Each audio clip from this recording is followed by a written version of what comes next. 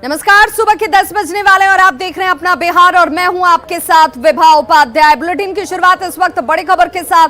चिराग पासवान को एक बार फिर झटका लगा है। जी हां, चिराग को पिता रामविलास पासवान का बंगला खाली करने के आदेश दिए गए हैं। बड़ी खबर इस वक्त सामने आती हुई जिसमें चिराग पासवान को पिता का बंगला खाली करने के आदेश दिए गए हैं। सूत्रों के हवाले से ये इस वक्त बड़ी खबर सामने आती हुई। शहरी विकास मंत्रालय के तहत आने वाले संपदा निदेशालय की ओर से 14 जुलाई को यह आदेश जारी किया गया था और इसके लिए चिराग ने थोड़ा वक्त मांगा।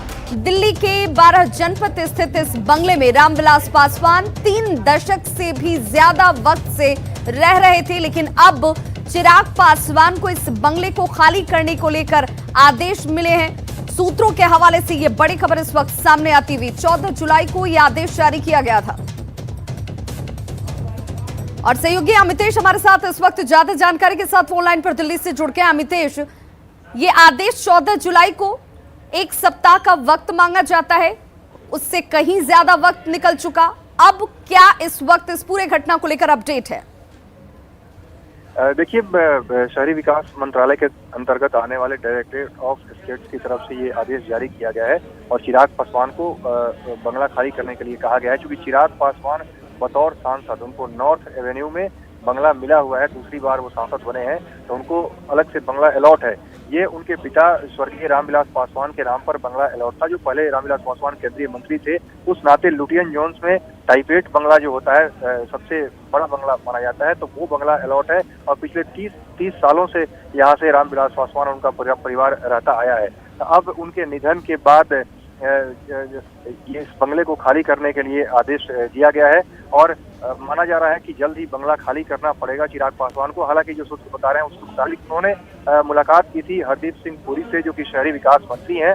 उनसे मुलाकात कर कुछ दिन की और मोहलत मांगी थी और चिराग पासवान और उनका परिवार चाहता है कि 8 अक्टूबर को पहली पुण्यतिथि है रामविलास पासवान की, तो 8 अक्टूबर तक इस बंगले में रहा जाए और उनकी बरसी जो है इसी बंगले में करने के बाद, मनाने के बाद, उसके बाद इस बंगले को खाली किया जाए।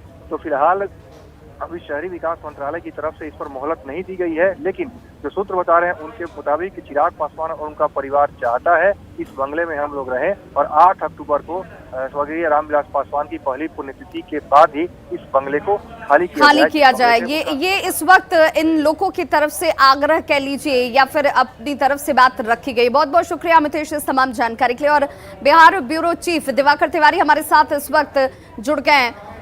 दिवाकर, क्या सियासत के लिहाज से चिराग पासवान के लिए ये आदेश इस वक्त परेशानी भरा है? जो जनमानस में या फिर जिस तरीके से चिराग पासवान ये कहते रहे कि पिता और पुत्र का जो रिश्ता रहा उसमें परिवार के लोगों ने ही विश्वासघात किया, अब इस खबर के बाद चिराग पासवान मनोवैज्ञानिक तौर पर भी बड़े दबाव में होंगे, राजनीतिक तौर पर आने वाले वक्त में भी इसका असर नजर आएगा? जी बिल्कुल, चिराग पासवान के लिए परेशानी का सबब है। और चिराग पासवान जब 6-7 साल की उम्र के रहे होंगे तब वो 12 जनपद में आए थे। 89 में रामविलास पासवान को ये बतौर सामाजिक कल्याण मंत्री अलॉट हुआ था ये बंगला, और तब से रामविलास पासवान के निधन तक और अभी तक जो है रामविलास पासवान के नाम से अलॉट है। हालांकि चिराग पासवान भी सांसद हैं, लेकिन चिराग पासवान इस बंगले के लिए इंटाइटल नहीं है, उनके नाम पर एक बंगला पहले से अलॉट है। अब जो केंद्रीय शहरी विकास मंत्रालय की तरफ से आवंटन होता है और हरदीप पुरी की तरफ से एक खबर जो सोर्सेज से हमारे पास आई कि हरदीप पुरी ने ऑफर किया था पशुपति कुमार पारस को, जो नए केंद्रीय मंत्री बने हैं, मंत्रिपरिषद विस्तार में उनको जगह मिली है, तो उनको ये ऑफर किया था, लेकिन पशुपति कुमार पारस ने इसको रिफ्यूज कर दिया, उन्होंने इनकार कर दिया। उन्होंने कहा कि चूंकि उनके बड़े भाई से जुड़ी यादें हैं और उस बंगले में वो नहीं जा सकते क्योंकि उनका भावनात्मक लगाव रहा है, और जो 12 जनपद है वो कहीं न कहीं लोजपा का सिंबॉलिक रहा है। लोजपा के लिए प्रतीकों की बात करें तो प्रतीकों के तौर पे भी लोजपा का काफी महत्व है 12 जनपद को लेकर। और 12 जनपद में ही मैं आपको बता दूं कि आधिकारिक मुख्यालय भी है लोक जनशक्ति पार्टी का।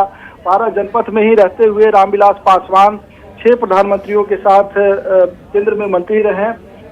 यही पार्टी की स्थापना हुई और पार्टी का जो बिल्कुल मुख्यालय दिवाकर, जो जानकारी इस वक्त सामने आ रही है, कहा जा रहा है कि चाहे वो रामविलास पासवान की पत्नी हो या फिर चिराग पासवान हो, उनका इसके पीछे का तर्क ये है कि उन्हें कुछ वक्त की मोहलत दी जाए, उन्हें 8 अक्टूबर तक, जबकि यहाँ पर इस घर से ही चूंकि रामविलास पासवान की सारी यादें जुड़ी हैं, परिवार और पार्टी के तौर पर भी इसकी अपनी एक पहचान रही है, 8 अक्टूबर तक की मोहलत मांगी गई है। इस बाबत कोई जानकारी?